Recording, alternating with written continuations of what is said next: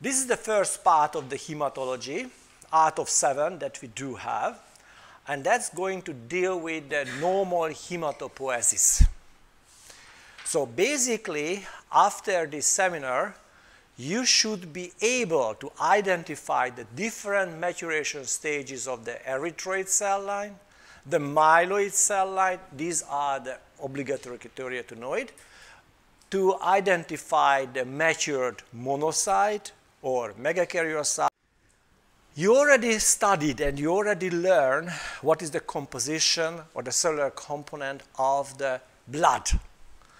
But whatever is written in red, you have to know it. If you don't know it, you would fail very easily by not knowing the red blood cell count or not knowing, let's see, the percentage of the different maturation stages of the granuloid cell line. Now, so male and female has different red blood cell count.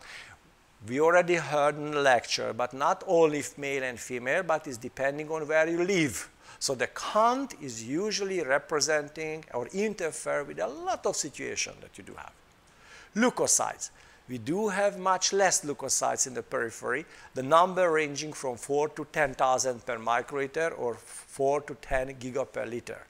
And this is where you can see the different composition or the quantitative distribution of the white blood cells.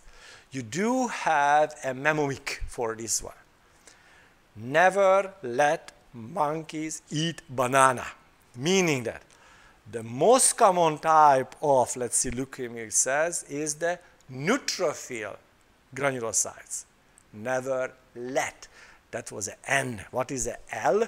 Lymphocytes. The next most common type of the cells in the periphery, lymphocyte. In children is different one. In children we have more lymphocyte than myelocytes or granulocytes. So never let monkeys means monocyte. Monocyte percentage is 2 to 10%. Eat means eosinophil. And banana means basophil. So these are how the percentage and how the frequency of the cells looks like in the periphery. The platelet count, we already learned it, about 100,000 to 400,000 per microliter. Now, the function of these cells, you know it for sure. So, first of all, the red blood cells, this is important to carry the oxygen via the hemoglobin binding, plus in return is going to transfer the carbon dioxide orchestrated with the carbohydrase enzyme that is going to form, let's see, bicarbonate, and this is how it's traveled to the lung and excrete the volatile acid. So the hemoglobin or the red blood cells, important part of the acid-base balance, your love topic. Where this red blood cell form? In the bone marrow, in the flat bones of our bone marrows. Usually the red marrow is going to synthesize. All right, how long the red blood cells lives in the bone, let's say in the circulation? Up to 120 days. However, it's going to depend on a lot of situations. This is what we are going to discuss during anemia. Shape, biconcave. Why is biconcave? Because you have to push through to the capillaries. And this is the way how they can change shape and how they can, after, as a, let's see, the flexible one, they are going to obtain back the normal, let's see, biconcave shape. You have to know the diameter and, of course, the volume as well, because the volume is used to differentiate the anemias. This is why you have to know it. Leukocytes. Leukocytes, how long the leukocytes live? Let's see, depending on the type of the leukocytes. Granuloid cells, neutrophil granuloid cells doesn't last longer than maybe few hours.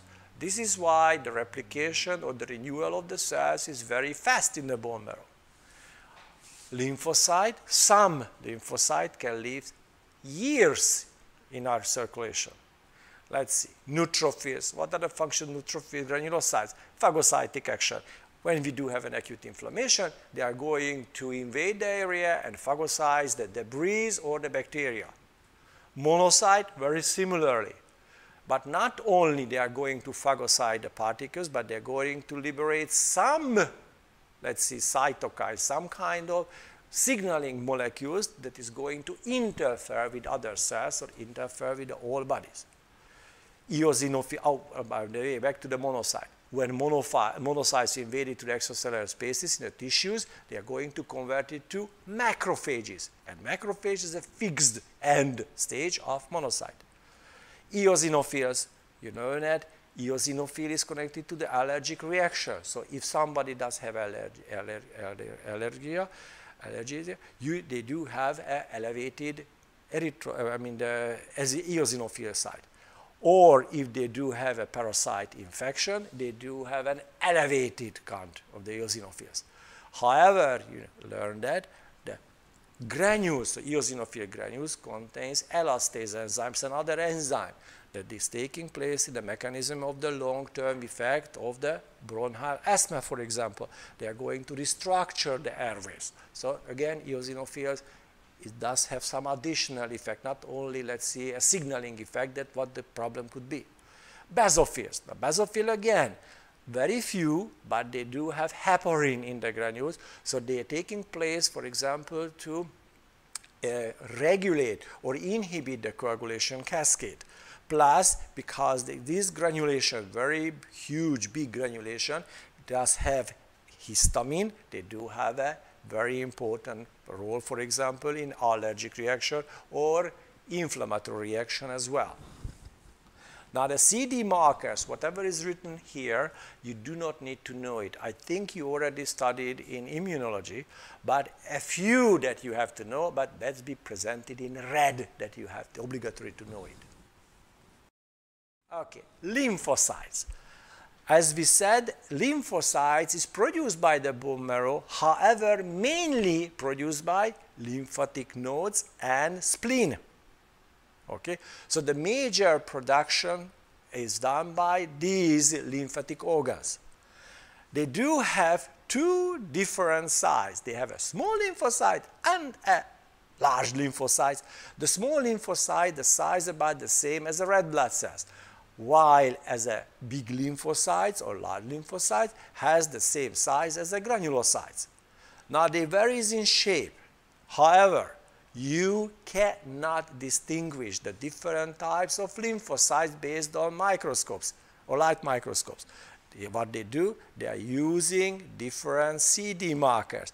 Now here you have to know some, but when we are talking about leukemia, because they are going to determine what type of cell line is originated this leukemia from. We do have the helper cells, the T helper cells that is going to regulate the other immune cells, or T cytotoxic cells that is taking place to remove or lyse the, let's see, the infected cells or viral infected cells or the tumor cells or allograft, very similarly to the neutral killer cells when again they have the same kind of effect. We do have the B lymphocyte that is going to synthesize when it's converted to the plasma cells and going to synthesize immunoglobulins. And we still have another one, the regulatory cells, this is the T gamma delta cells. Now, as we said that most abundant number can be found in children, in adults are usually about 20–40% that we have. Good. Platelets. This is what we learned already. The platelet number is 150 to 400,000 per microliter. It's important to regulate the hemostasis. They are going to adhere and aggregate to the damaged, let's see, subendothelial layer and stop bleeding or initiate coagulation. So the primary plaque formation is connected to the platelets and the vascular reaction. However, the platelet, when it's going to change the shape and is activated, that is going to serve as area where the other coagulation factor, other active coagulation factor can be bound and can be activated or form the thrombinase complex, or the fibrin fibers is anchored through this glycoprotein 2B3A receptors, and the Leukopoiesis factor is going to put the crosslink as a D-dimer, so we are making a stable clot formation. Now the platelet is originated from the megakaryocytes. It's a very huge, big cells in the bone marrow, and they don't live too long.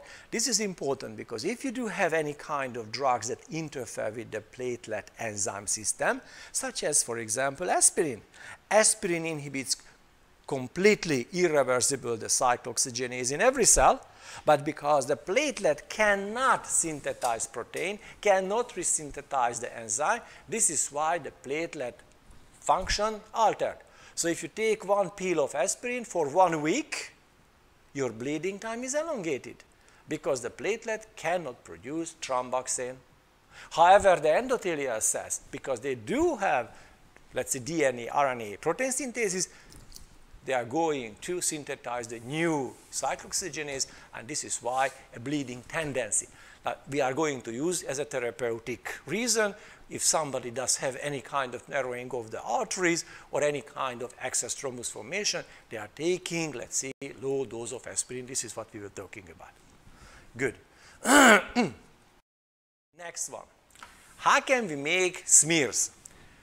We are not going to teach you how you make the smears because the assistant is going to do the smear. Plus, the recognition of the cells usually is automated to this. But sometimes, if you are in a hurry, for example, when you are in an ER and you have to do, let's say, a peripheral smears or evaluate a peripheral smears because you can save life, to make a right diagnosis, you have to recognize some cells. Now, how we make this peripheral smear? We put, let's see, the anticoagulated blood, usually collected on EDTA, in the middle of the slide, taking another slide, and in an angle about 30 degrees, and they are going to pull back and push all the way. And this is how we are going to make a one cell layer homogeneous, let's see, blood smear. If you want to look at how it's performed and what kind of trick you can apply to make a thinner or thicker slide, this is the link and you can watch it. That's a very good link. When you put the slides into the microscope, of course using the lowest magnification after go up to the, let's say, the 400 times magnification, in periphery you do not need to use the immersion oil, but if you wish you can use it. In the next we are going to discuss it. Now, normally, because we do have about 5 million red blood cells comparing to the 5,000, so mostly we do see red blood cells all the way. The red blood cells using this staining, this May, Giemsa, Grunwald staining, that gives a eosinophil or reddish color for the red blood cells, and let's say a little bit bluish, as basophilic one for the white blood cells. And the nucleus is very dark, it's very purple dark. Now, very few cells can be found normally in the normal peripheral smear. What you do have, this kind of cell is the smallest one. What type of cell is this? Lymphocyte, exactly. And this one, it has 2 segments. That's it? No. Eosinophil segmented granulocyte. We shall learn that how many segments the cells has because they have differently. However, in some pathological situation, we can have an increased leukocyte count in the periphery, and not only the maturated cells, but unmaturated cells can get to the periphery, such as here in acute leukemia, we do have blast cells and a few maturated ones as well, so that can be very typical one. Hematopoiesis. We already mentioned that in adult, we do have the hematopoiesis in the red bone marrow in a flat bone or the proximal epiphysis of the humerus and the femur. In children, we do have a little bit, let's say, more extended red bone marrow, usually in the long bones as well. And before birth, not only in the bone marrow, but we do have in a spleen or in the liver as well. In some situation, when we do have a very much stimulation of the, for example, erythroid cell preparation or the myeloid cell preparation, some other organ, such as liver or spleen, can originate, let's see, the cells. So hematopoiesis can be originated from these cells. And how does it present it? For example, in a circulation, you can see nucleated red blood cells, because normally we don't have, unless somebody has splenectomy. Because in splenectomy, the spleen is not going to, let's see, filter out or damage these nucleated red blood cells. And in the first 4 months, in the sac, in the yolk sac, we do have this hematopoiesis. Now let's start how the hematopoiesis is going on in our system. First of all, every cell is originated from a pluripotent stem cells. This is called a hemocytoblast. Now, you cannot recognize again this hemocytoblast. They look like as a small lymphocyte in the bone marrow. And the number is very, very few. When they are going to divide, of course, they are going and producing the same kind of cells. However, when it's stimulated, they are going to, first of all, renewing himself and producing a dedicated cell as well, precursor as well. So this is why very early during the differentiation, a myeloid stem cells and the lymphoid stem cell is originated from the pluripotent stem cells. Which CD marker is located on the surface of the pluripotent stem cells that you learned it? CD34. All right, CD34 is characteristic for a pluripotent stem cell. All right, this is how they are going to distinguish. Now, what's going to cause the differentiation or proliferation of the stem cells? Well, the stromal cells in the bone marrow plus other cells. This is why the bone marrow is a place where we are going to make this hematopoiesis. Because first of all, the cells should be close to each other to talk to each other. Plus, some kind of other hormonal environment, local environment needed. As an extracellular matrix of the bone marrow, anchoring, let's say, the precursors. Plus, the stromal cells is going to stimulate or going to release some growth factors that is going to cause proliferation or differentiation of the cells. Now, when we do have ready for this, let's say, differentiation, every cell through the sinusoids is getting into the circulation. Now, this is the scheme that is represented when we do have a self-renewal pluripotent cells, and early is differentiating to the myeloid and the lymphoid. From the myeloid, you see this is a GEMM, granuloid, erythroid, monocytic, and megakaryocytic cell line. So, from this colony-forming unit stem cell, we do have at least 4 types of cells. We do have, let's see, as you see here, the erythroid. We do have the same as a megakaryocytic. We do have the myeloid as a granuloid cells, and we do have monocytic, so the monoid cells as well. So this is coming from the myeloid. It's good to know because when we do have acute leukemia as a clonal disorder usually influences the early stage, and only that cell line or only that type of cells is produced. This is why, as you see, you can have erythroleukemia, let's see, the megakaryoid leukemia, monocytic leukemia, monoblastic leukemia, and so on, and so on. This is how they named it a long time ago. Now they have different classification. We shall learn it. Lymphoid, very early, whether it's together with the neutral killer cells or not, it can be together. We do have the B and the T and the neutral killer, and this is how it's maturated. You don't need to know. Also, you do not need to know the factors that is going to regulate this maturation. Only maybe a few. If you see that, for example, interleukin-6, interleukin-3, for example, or thrombopoietin or erythropoiesis has important roles in an erythroid, or let's see the platelet formation, that should be enough. All right? Let's see this growth factor. That these growth factors is a glycoprotein molecules, and as we said, synthesized or secreted by the bone marrow stromal cells, T cells, monocytes, and other cells. And they are going to regulate the division and differentiation of these stem cells. And they are important or responsible for the basal hematopoiesis and maintaining the constant blood count. And if you do have infection, for sure they are going to secrete more. You learn that interleukin-6. That's a mediator, a common mediator, so inflammatory reaction. This is why we do have leukocytosis as a systemic reaction on inflammation, because interleukin-6 is important in the regulation of the hematopoiesis. Now, this is how a bone marrow looks like. It's hypercellular, immediately you can see it. A lot of nucleated cells, almost the same amount that erythroid cells.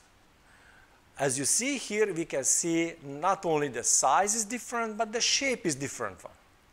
Now, after this seminar, you can identify different types of cells, believe me. Now they look the same. When you are in China and looking at the people, they look the same, but they are not. Okay? Now, if you look at and you think about what could be the most common type of precursors in the bone marrow, well, based on the peripheral count, everybody believes that the erythroid precursors. However, if you count on the survival rate or time of the erythroid and compare to the granuloid, you will see that granuloid lives for hours, while erythroid lives for days or 120 days. This is why at least 3 times more myeloid than erythroid precursors you can see normally in the bone marrow. So very easy to find and myeloid precursors in the bone marrow. Erythroid, about 1/3 of the whole myeloid one. As you see here, we do have about 10% lymphocytes and monocytic precursors, and there are, for a practiced and hematologist, 10% that is maybe damaged or unrecognized cells. So you do not need to recognize the all type of cells. You have to recognize only the most characteristic type of the cells, all right? Now this is given to you. Normally I think we are going to use a picture, nice picture on the card, and you should recognize what can it be, and you have to explain why you thought what the diagnosis is. All right, how we are going to collect the bone marrow with aspiration? Where the, let's see, the hematopoiesis going on? In the fat bone, or yes, this is the most one. Now, if you want to collect a huge amount of, let's say, bone marrow, for example, due to obtain stem cells for stem cell transfusion or treatment, they are going to use the iliac crest aspiration. Now, they are done in anesthesia, so basically they're putting the patient down because it's very, very painful. So you have to push through, let's see, this thick, let's say, needle to the bone, the cortical on the bone, and after suck out the soul of the patient. So believe me, the local anesthesia doesn't do anything, all right? Now, if you want to see, let's see, thriller movies, you can look at, let's see, how they perform this crystal or iliac biopsy. Believe me, that's worthwhile to look at it. Plus, if you want to look at how the sternal aspiration is done, you can click on this link. Now, when you collected the bone marrow, usually they're using heparinized syringe, they are putting on the slide and or squeezing with another slide or doing, let's see, with a syringe. So they want to smash it and make one cell layer. This is how they can look through the microscope. All right, and after you can stain it and you can evaluate it. Now, we are in the bone marrow. In the bone marrow, we do have unmatured cells and matured cells. Everything is there. And as said at the beginning, that you have to know the different stage of the maturation and you have to recognize it. Now, that's a great deal. So you have to have some idea the characteristic features of an immature cells and the matured cells. So how can you see that you are facing with a child or with an adult one? This is how it's going to happen, and you will learn it. So welcome in China. Now, let's see. First of all, looking at the size of the cells, and we are talking about within one maturation cell line, okay? Between the cell lines, of course, the size different one. A megakaryocyte is about 100 micrometers comparing to the granuloid that's about, let's say, 20 micrometers. Of course, they are not the same. However, if you are looking at, for example, the unmatured one, that they are bigger one. And as the maturation goes on, the size going to decrease within one maturation. Now, the staining of the cytoplasm. At the beginning, we do have RNA synthesis because we have to turn on the protein synthesis. And this acid substance is usually basophilic one, so they're going to bind the dye as the blue.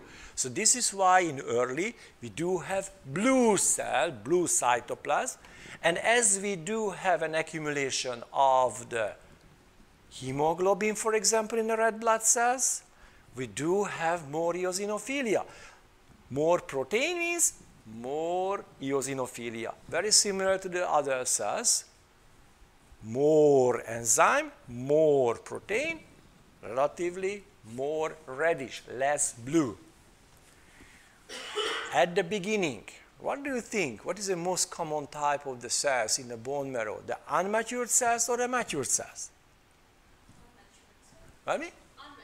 All right, now I'm asking you, what is the most common type of the cells?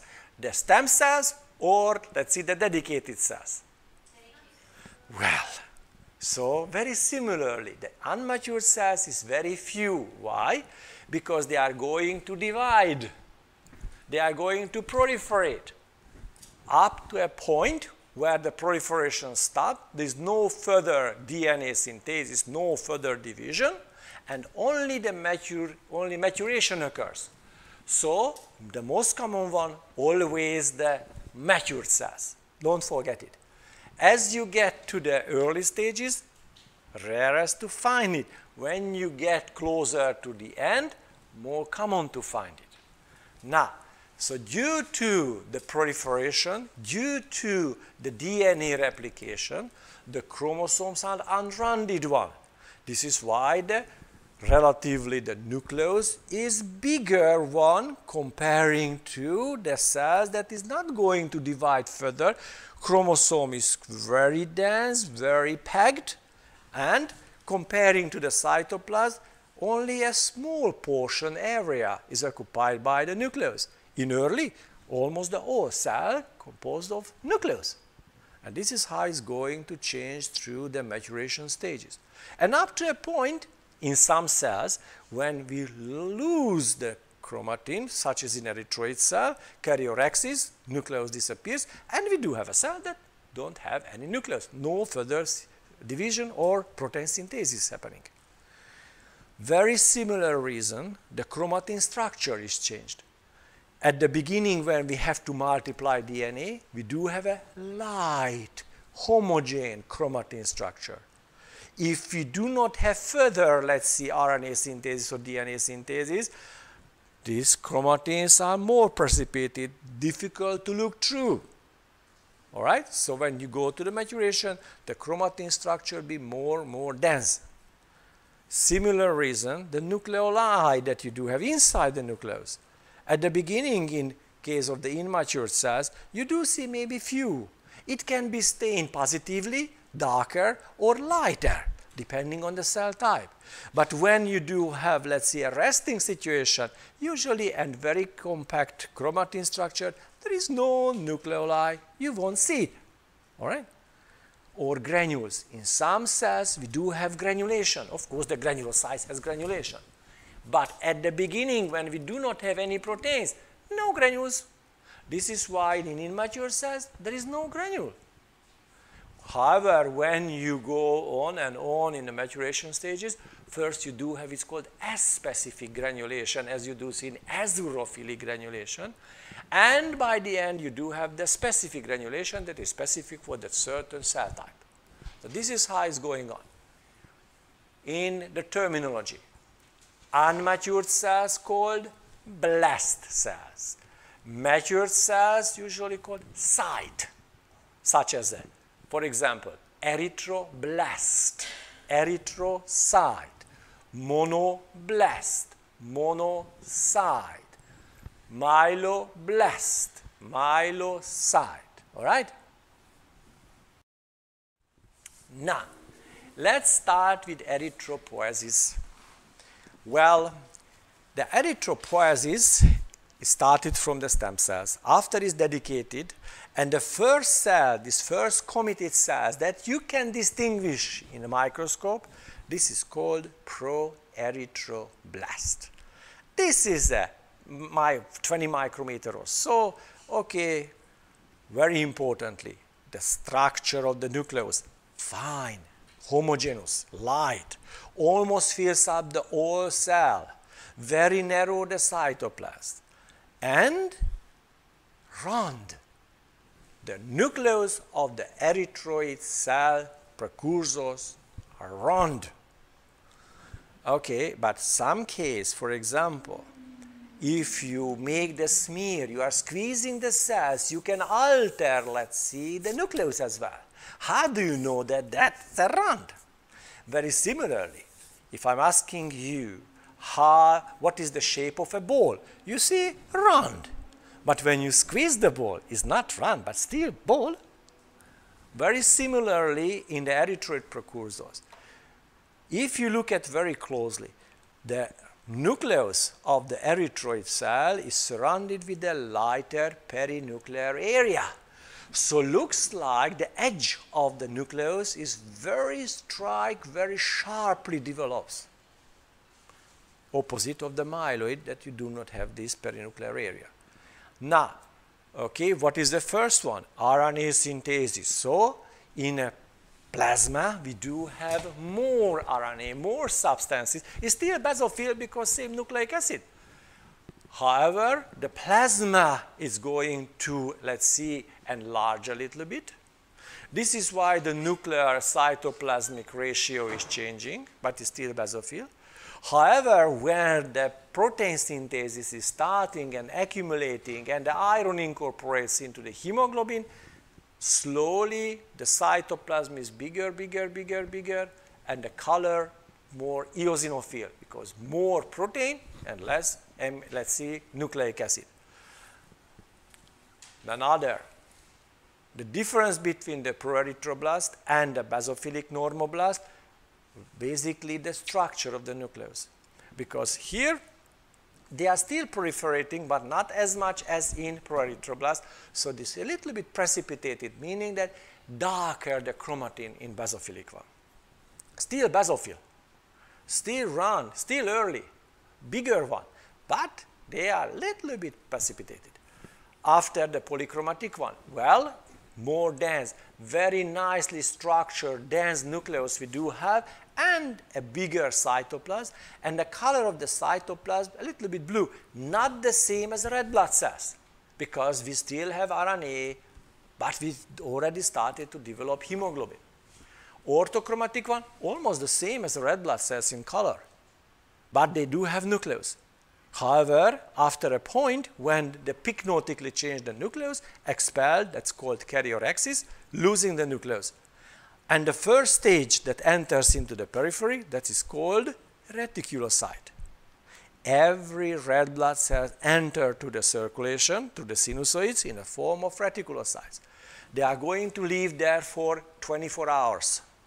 That's a normal maturation. When it's going to lose the ribosomes, they're going to lose the capability to synthesize further protein. Now, if you do have a stimulated erythropoiesis, the reticulocytes get there earlier, not for 7 days, but it takes about maybe 3 days. And, however, they are going to spend not only 1 day, but 2 days, for example, in the periphery to be fully matured.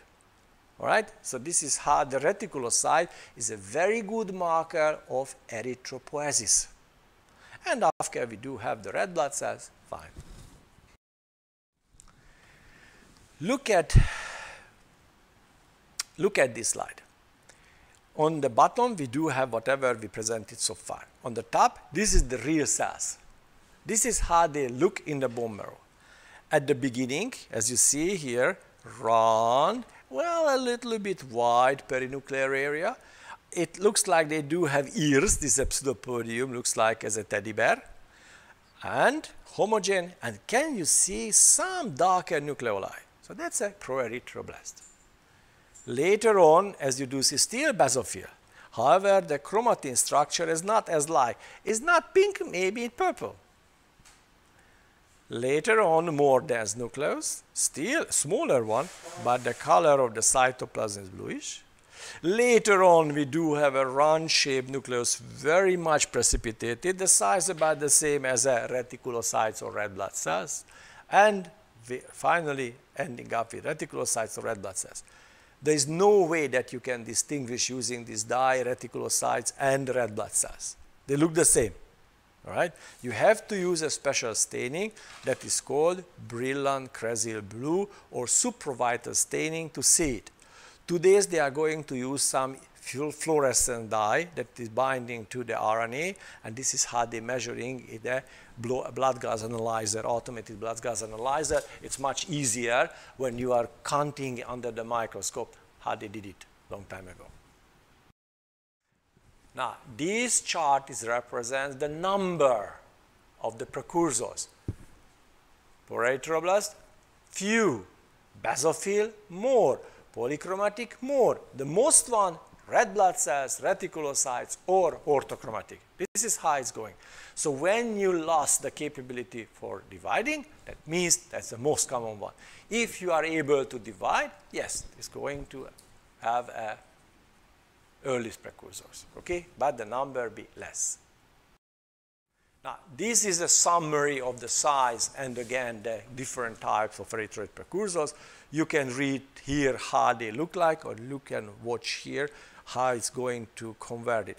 Homogeneous chromatin, little precipitation occurs, more precipitation occurs, the size decreases, okay? And ending up with erythrocytes. Okay, so this is how it's going on. Again a picture. First one, proerythroblast, basophilic normoblast, polychromatic normoblast, orthochromatic. We do have reticulocytes, that's a special staining. This is a bluish staining, this is why the supravital staining, and erythrocyte. Leukopoiesis, this is nice, another story. So we are talking here about the myeloid cell maturation. This is, we mentioned already, that stimulated by chemical messengers from the bone marrow and the matured white blood cells, that's very important. Macrophage, T cells, monocytes, very important one.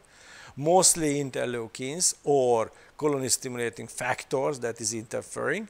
The naming this colony stimulating factor based on which cell line is stimulated. Okay.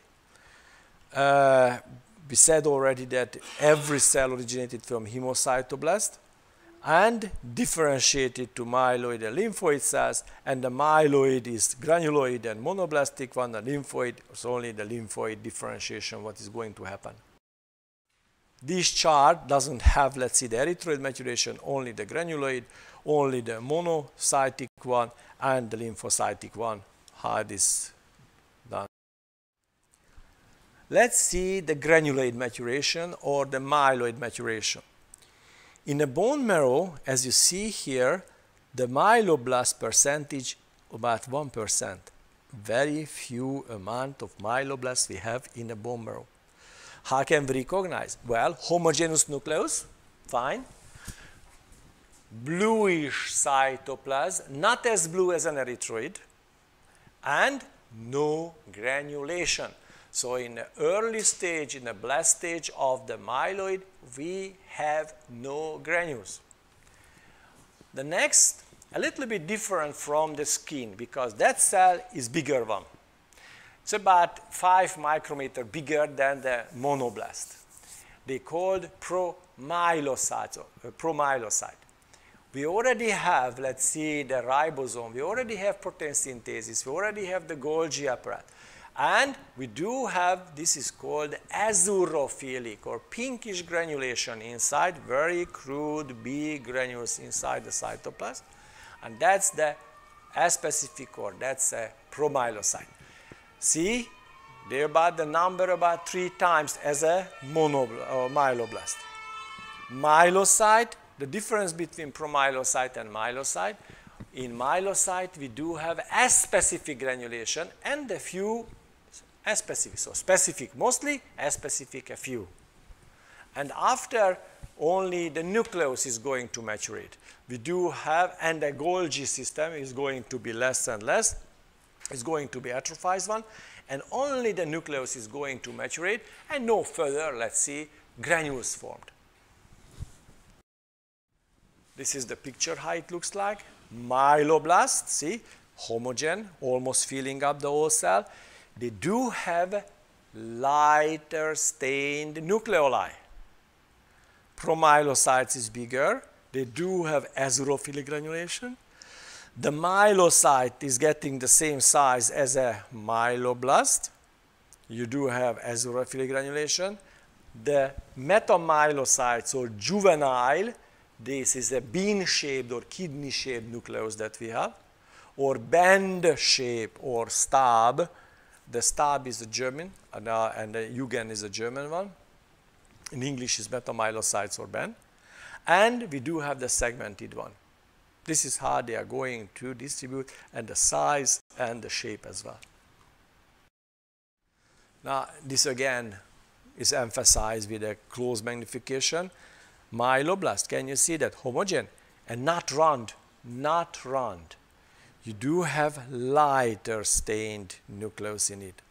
Next one is bigger one, full of A-specific granulation. The next is going to be shrink to the same as a myeloblast. And after the nucleus is maturating, bean-shaped, band-shaped, or segmented one. This is how it goes. Similar with different cells. Myeloblast, promyelocytes, myelocytes, metamyelocytes or juvenile, band, or what is another name for a band? Stab. And we do have the segmented. The number of the segments, very important one. In neutrophils, we have about 3 to 5. Eosinophil, we have only 2. And basophil, we have about 2, 3, but very difficult to see it. Very, very difficult. Now, this is when we are going to compare the same maturation stages in the erythroid cell line or the myeloid cell line. Let's start with the beginning. Both cells has relatively huge nucleus, homogeneous nucleus. Good. In myeloblast, we do have lighter stained nucleoli. In erythroid, well, we mostly see positive or darker nucleoli. Next one, promyelocytes, basophil normoblast. Polychromatic one, myelocytes. And after the nucleus maturating, fine. And here, polychromatic one, orthochromatic one, reticulocytes. This is how it's going on. Monopoiesis, monocyte, 5 to 10% in the periphery, and about 10% or less than 10% in the bone marrow. Very similarly, it looks like as a monoblast. However, if you look closely, the nucleus is lobulated. They do have some kind of folded or nuclear structure. It can give you a lighter nucleoli as well. Next one, pro-monocyte. There is no big granulation. A little bit maybe the dust-like as a very fine granulation can be seen. And the monocyte is very typical one. This is how it looks like as a lobulated structure of the nucleus, and that's a huge one, about 20 micrometers in diameter. And the final cells is a macrophage that usually in the tissues that you can find. Of course, in the bone marrow as well, because it can be activated in the bone marrow. Thrombopoiesis, what's going to regulate the platelet formation? Thrombopoietin.